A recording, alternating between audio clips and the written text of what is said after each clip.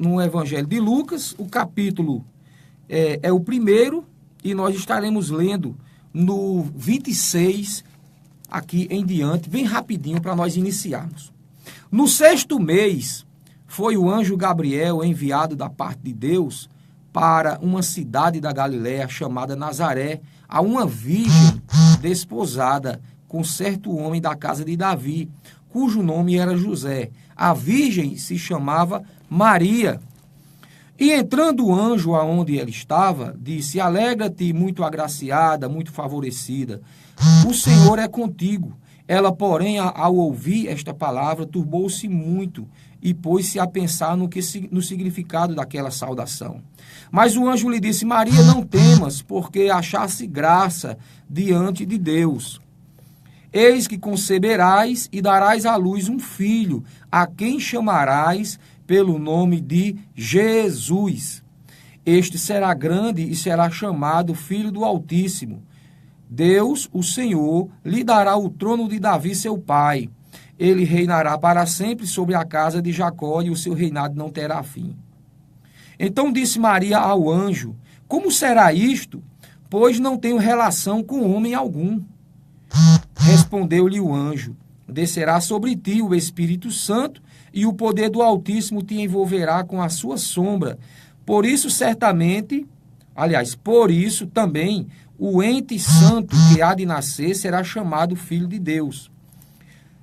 E Isabel, tua prima, igualmente concebeu um filho na sua velhice, sendo este já o 6º mês para aquela que diziam ser estéril.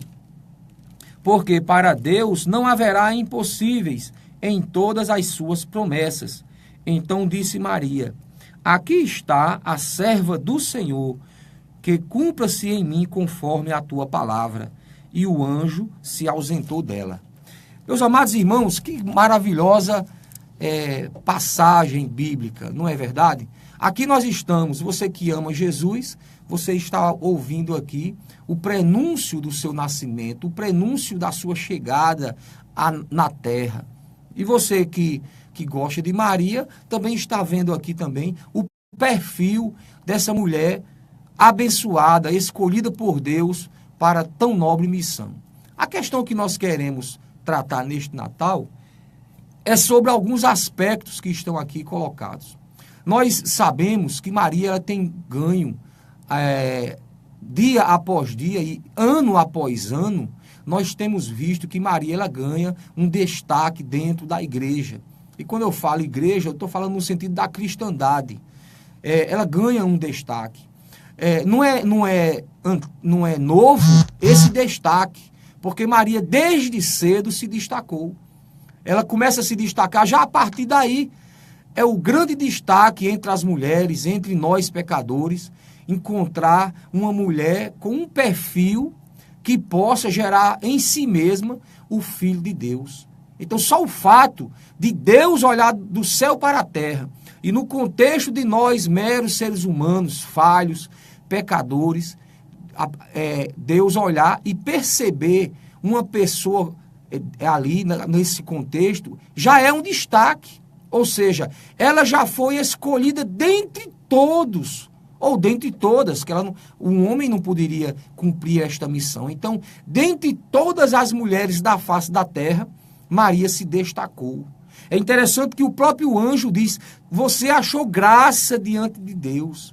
A graça é um favor imerecido diante de nós sermos pessoas pecadoras. Maria também era pecadora. Maria era uma mulher nascida naturalmente. E você sabe, mais do que eu, que todos nós nascemos pecadores, né? A própria Bíblia vai afirmar isso, que todos nós somos pecadores. Não pecadores porque somos ruins, porque somos maus. Não neste sentido. Mas pecadores originais, ou seja, pecadores que, pelo fato de nascermos seres humanos, nós trazemos em nós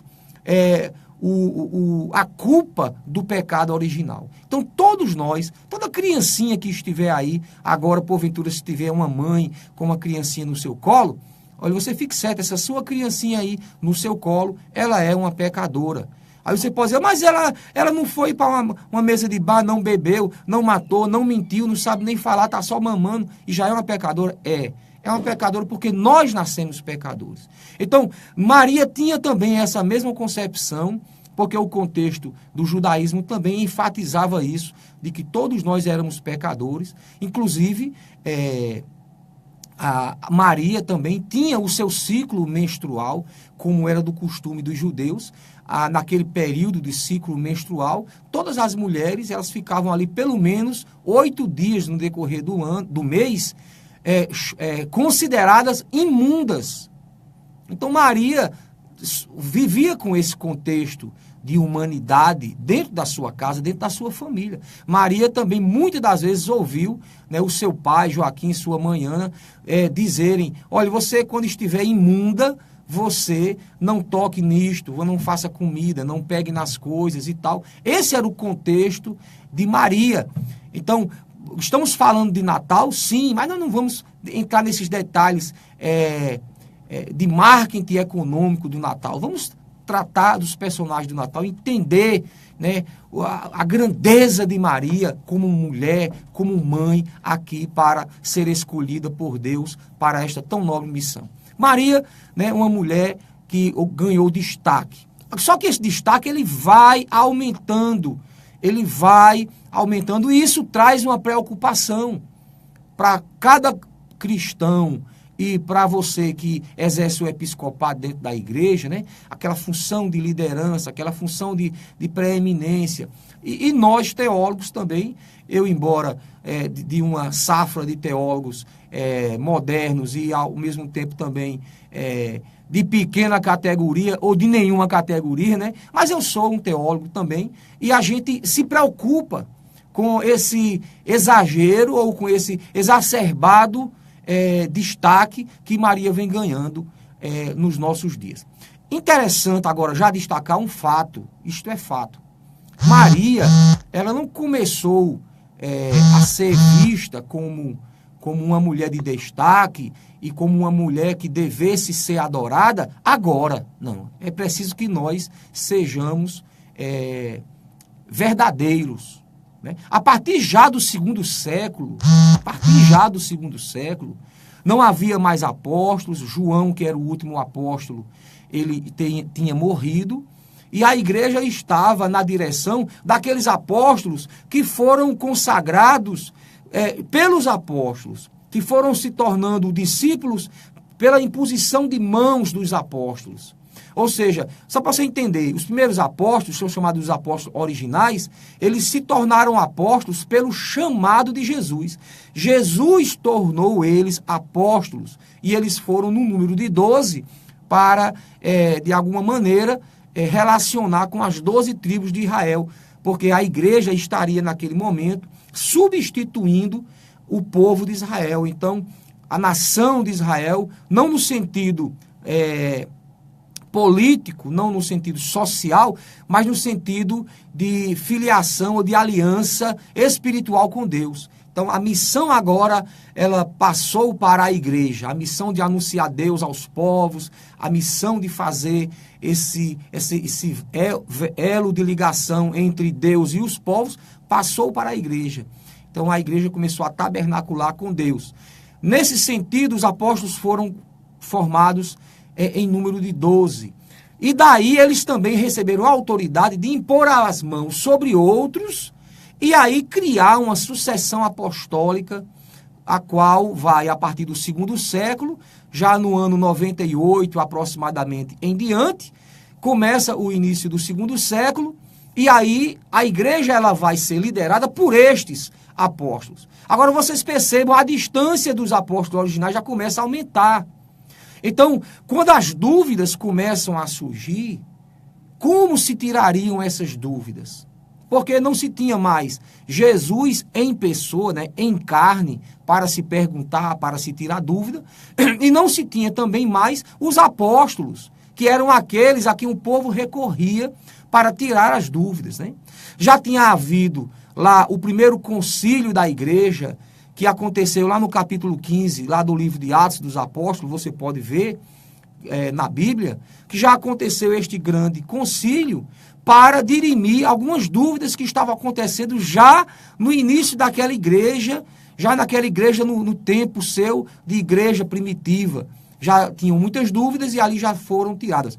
Como se tirar as outras dúvidas que surgiram em subsequência a esse fato? Então, obviamente, surgiram os concílios, que não é o caso tratarmos agora. Nós haveremos de citar aqui na nossa palavra desta manhã a presença de um concílio, mas por necessidade da palavra desta manhã.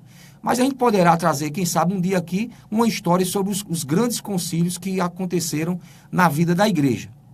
No entanto, surgiram dúvidas, e uma grande dúvida que surgiu logo no segundo século era: Maria, ela continuou virgem a partir do nascimento de Jesus, ou ela permaneceu virgem?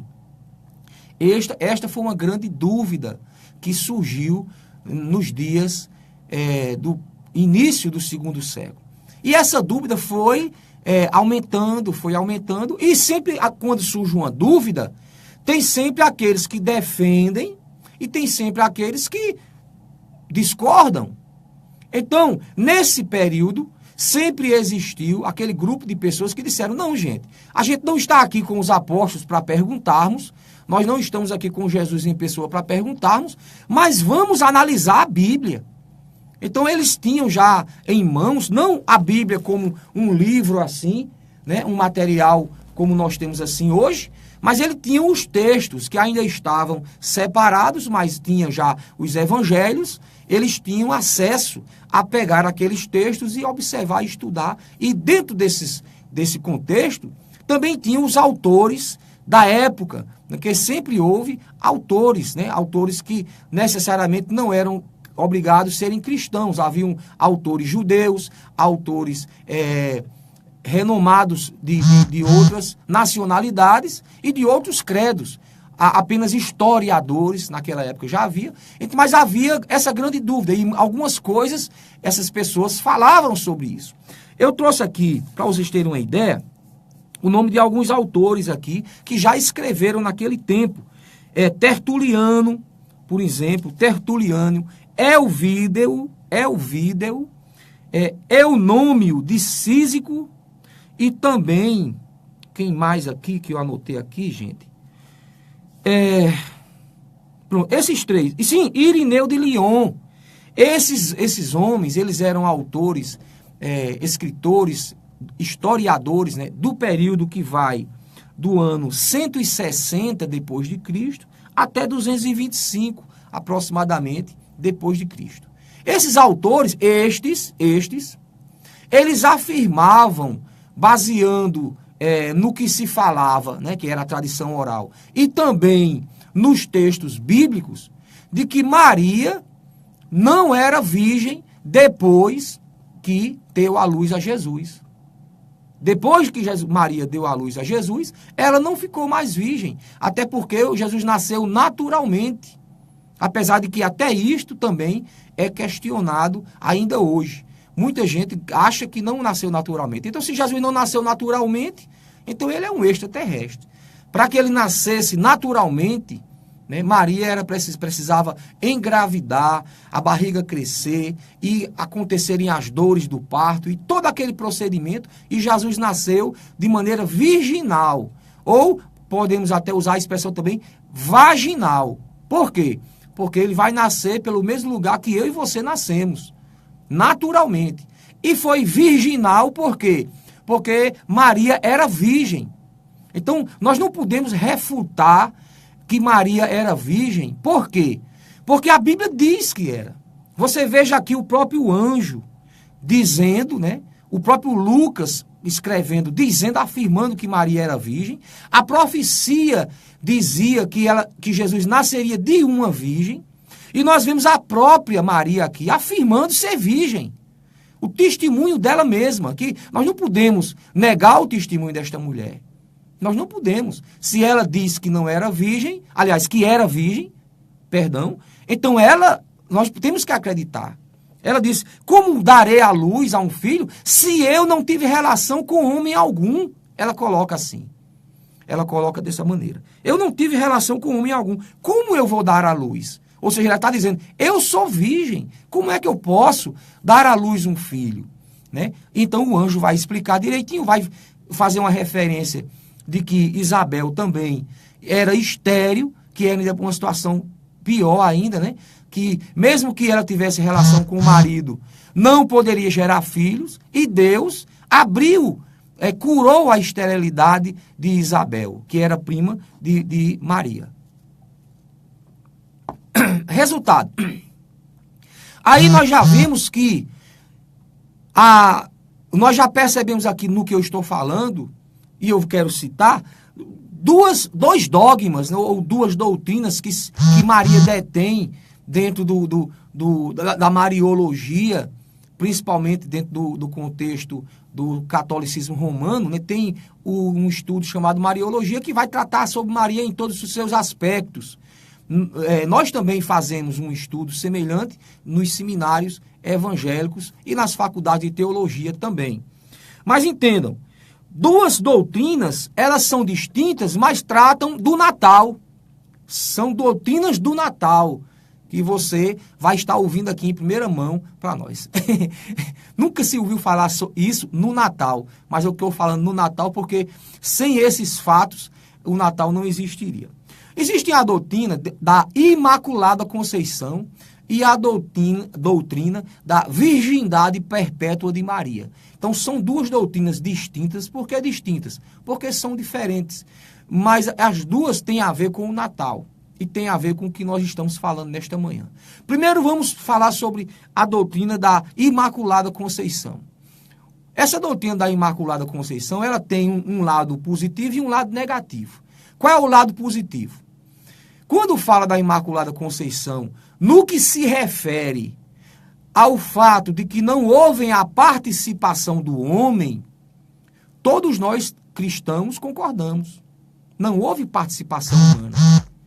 Então, no que se refere essa doutrina, a Imaculada Conceição, no que se refere ao fato de que não houve participação do homem, de que isto foi um ato puramente de Deus na vida de Maria, através do Espírito Santo, nós concordamos. Tem uma questão pejorativa agora. Quando se refere à Imaculada, no sentido que a palavra Imaculada vem de não mácula, ou seja, não mancha. Mas quando se refere à mancha, nesse sentido, muitos afirmam que a mancha seria a relação sexual. Aí tem um problema. Aí, nesse ponto, eu não posso concordar e muitos também não concordam, muito embora, obviamente, alguém concorde. Mas nós não podemos concordar que a relação sexual de um marido com a sua esposa seja um pecado. Se não é um pecado, não é uma mancha. Se não é uma mancha, não é uma mácula. Então não há uma imacularidade, ou seja, não há uma mancha no que se refere à relação sexual que o marido tem com a sua esposa. Um pecado seria uma relação sexual com um amante, uma relação sexual fora do casamento. Isso seria uma mancha. Mas o marido com a sua esposa, tendo uma relação sexual, isso aí é uma coisa extremamente agradável a Deus, e Deus fez isso. Foi Deus que inventou este processo, foi Deus que fez isso. Então seria a mesma coisa de dizer que nós, casados, né, estamos em pecado porque nós temos a relação sexual, marido com a esposa. De forma alguma.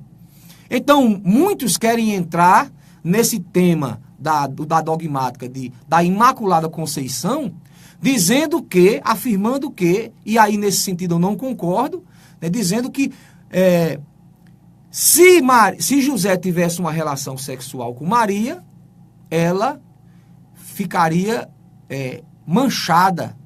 Não. José só não teve relação sexual com Maria até o fato do nascimento de Jesus. Porque a promessa de nascer de uma virgem era apenas para Jesus e não para outros filhos. Ah, pastor, agora o senhor está querendo me endoidecer. O senhor vai querer bem dizer que Maria teve outros filhos. Bem, nós vamos chegar lá. Nós vamos chegar lá. A questão é, vamos entender o que é que o texto diz? Nós precisamos abrir o nosso texto aqui em Lucas. Vamos ver logo Lucas 1,48, que nós já passamos aqui por ele de uma maneira bem rápida.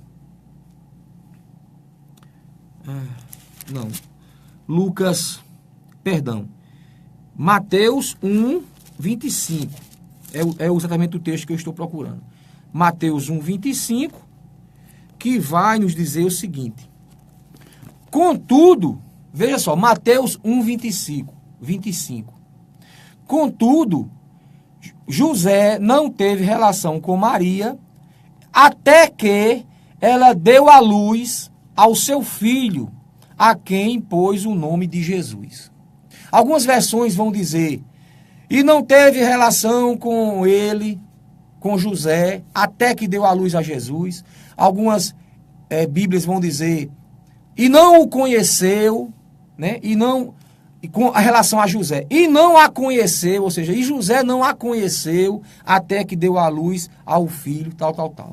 Então, apenas este versículo aqui já diz muita coisa. Diz, sabe o que aqui neste versículo? Que José, ele concordou com a palavra do anjo, ele concordou com Maria, e eles concordaram com esse projeto de Deus, não apenas para aceitar que Jesus nascesse, mas também as coisas deveriam acontecer conforme as profecias diziam, que Maria tinha que nascer de uma virgem. Eu quero perguntar para você aqui nesta manhã, você acha que José amava Maria? Você acha que Maria amava José? Claro que sim.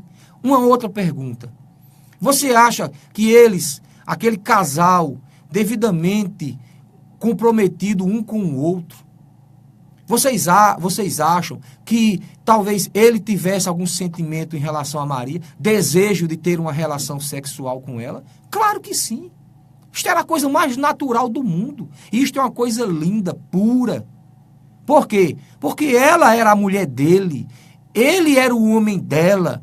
Os dois eram fiéis um para o outro. Havia um laço, havia um compromisso de viverem juntos até que a morte os separe. Então eles estavam já legalizados neste momento aqui, desposados, né, noivos, já comprometidos, e obviamente eles se casaram e quando isso se confirma, é muito natural que eles precisavam preservar Maria virgem. Maria precisava ser intocável até se cumprir a promessa.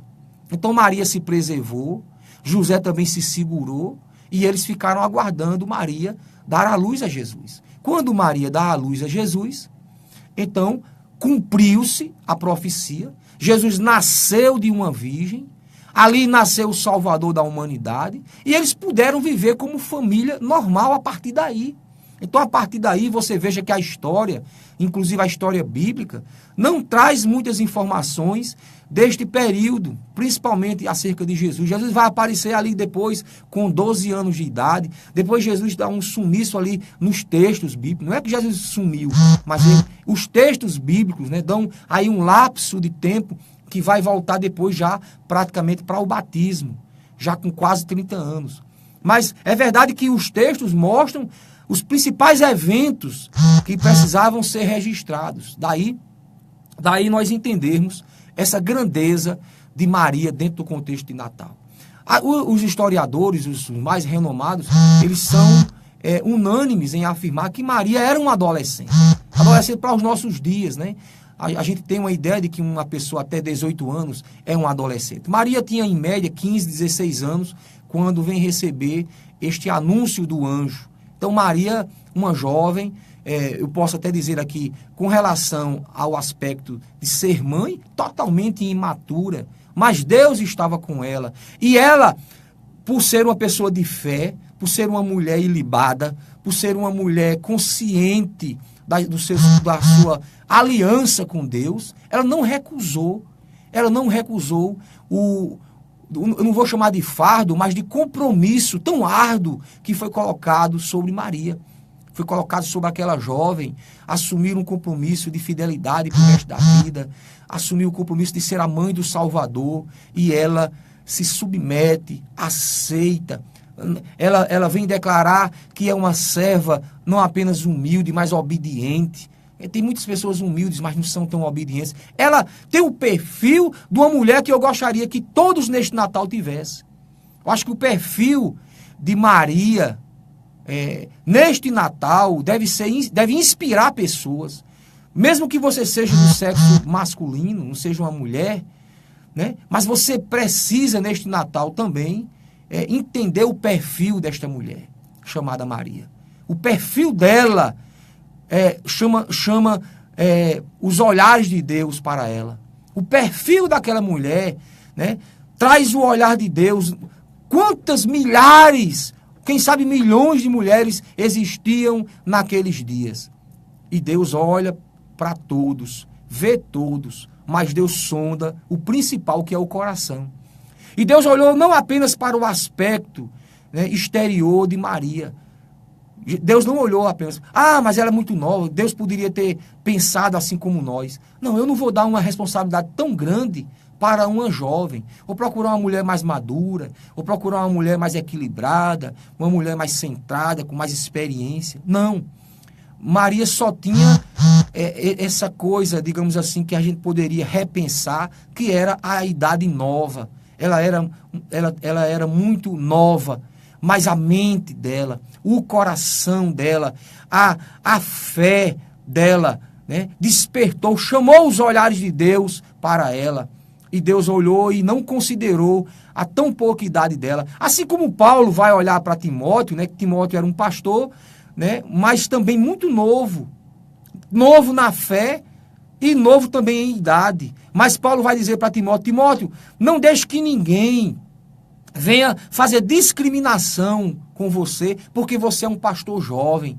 Não deixe ninguém querer, por exemplo, desmerecer você, não aceitando você, ou achar que você não tem a experiência suficiente só porque é jovem. Aí veja que Deus, ele não leva em consideração os dias, os anos, no sentido cronológico, né, no cronos. Não, Deus ele considera muito a fé que as pessoas têm nele. Deus olha o coração, sonda a nossa alma e vai fazer essas avaliações lá dentro. Querido, o tempo está correndo. Uma outra questão que nós gostaríamos de falar aqui, falamos sobre a Imaculada Conceição, falar agora sobre a questão da virgindade perpétua. A virgindade perpétua de Maria, esse próprio texto de Mateus 1:25, já deixa muito claro que ela só durou até nascer Jesus. Mas se ficasse só nisso, ficaria muito vago. A Bíblia nos dá também algumas informações, e daí eu quero abrir um parênteses para dizer para você aqui, que muita gente por aí discorda de mim. E eu não quero achar que todo mundo vai concordar comigo. Não. Mas o problema é que quem está discordando de mim está discordando também da Bíblia. Porque o que eu estou afirmando aqui é com base na Bíblia. Tá certo? Não estou afirmando aqui algo que eu penso, algo que eu acho. Tá certo? Mas o Papa fulano de tal disse.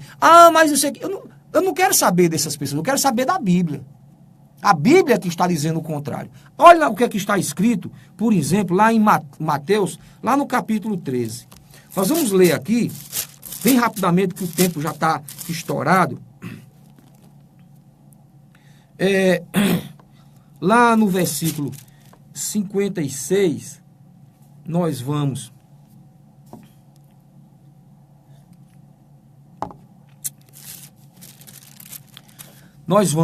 pegar aqui. Nós falamos de Jesus quando ele nasce, né? Ele vai nascer anunciado pelo anjo e tudo mais. Agora Jesus, voltando para Nazaré, para a cidade onde ele cresceu, onde ele viveu, né? Que ele nasce em Belém, mas eles vão morar em Nazaré, e ali ele vai passar praticamente a sua infância e juventude em Nazaré. Por isso que até hoje há essa referência, Jesus de Nazaré. Né? Por quê? Porque é como, por exemplo, tantas outras conotações que se tem das pessoas aqui. Por exemplo, Maria Madalena, por exemplo. Maria Madalena porque Madalena é de um termo Magdala, que é de uma cidade onde ela nasceu. Por isso chama Maria Madalena, Maria de Madalena. Então, Jesus de Nazaré. Bem, já está entendido. O capítulo 13 do Evangelho de Mateus, lá no versículo 53 em diante, fala de Jesus chegando a Nazaré para pregar o Evangelho ali. Só que quando ele chega, ele vem com todos os seus discípulos ali. Ele vem com os discípulos, né? E ele chega, diz assim, a partir do versículo 53. Jesus profere várias parábolas e se retirou dali. E chegando à sua terra, ensinava na sinagoga de tal sorte que todo mundo se maravilhava dele. E as pessoas ficavam se perguntando, de onde vem esta sabedoria? E de onde vem estes poderes miraculosos? Aí as pessoas diziam no versículo 55, olha, não é este o filho do carpinteiro? Ou seja, José? Não é este o filho de José? Não se chama a sua mãe Maria? Ora, e os seus irmãos, não são Tiago, José, Simão e Judas? Aí no 56, não vivem entre nós todas as suas irmãs? De onde, pois, lhe vem tudo isso que eles estão falando? Aí no versículo 57, e se escandalizavam nele, porém lhes disse, aí Jesus disse para eles, tudo escandalizado sobre Jesus, Jesus disse, não há profeta sem honra, senão na sua terra e na sua casa. Né? Daí veio aquele jargão, aquele provérbio que a gente diz, profeta na sua casa não tem honra, ou santo de casa não faz milagre. Né? Esses adágios populares vieram desta afirmação de Jesus aqui, que um profeta na sua casa não tem honra, na sua casa não tem honra. Ou seja, Jesus, né, tinha ido para o Jordão, tinha se batizado, tinha formado já alguns discípulos e estava agora voltando para Nazaré, aonde ele viveu, aonde ele era muito conhecido, aonde todos o conheciam. Quando Jesus chega lá, o que é que as pessoas veem? As pessoas não veem o Filho de Deus. As pessoas não veem em Jesus o profeta. As pessoas não veem em Jesus o mestre. As pessoas olham para Jesus e Jesus falando das grandezas do reino. E aí eles olham para ele e dizem, mas rapaz, esse cabra, oxe, e agora? O filho de José ali, o carpinteiro, viu, Renan? Agora, falando essas coisas do reino de Deus. Mas como se a gente não conhecesse ele. Eu sei até o nome dos irmãos dele. E aí citam os nomes dos irmãos de Jesus. Então aqui tem uma controvérsia, porque os nossos irmãos, que nós chamamos de irmãos separados, né? Eles acham aqui que esse texto, quando falam de irmãos de Jesus, eles são duas coisas. Primeiro, se tinha irmãos é porque era filho de José, porque José já era casado antes de casar com Maria, e ele tinha filhos. É essa uma versão que foi criada para poder amparar essa ideia. O texto aqui deixa claro. Quem mais conhecia Jesus não era eu e nem você. Quem mais conhecia Jesus eram os próprios moradores, vizinhos dele. Aqui nós estamos vendo aqui o testemunho dos vizinhos de Jesus. Daqueles que conheciam José, o carpinteiro, daqueles que conheciam Maria, a mãe de Jesus, daqueles que conheciam os seus irmãos. Aqueles estão escandalizados, porque Jesus estava se apresentando como um filho de Deus, se apresentando como um porta-voz de Deus, e eles não estavam querendo acreditar, porque eles sabiam que Jesus era o filho de José, eles sabiam que Jesus não era do céu, eles sabiam que Jesus era humano. Era este o escândalo que estava criado ali. Era este o escândalo. Nós não podemos deixar esse testemunho ocular das pessoas que conhecem. Ora, Jesus estava ali com 30 anos aproximadamente, talvez um pouquinho mais.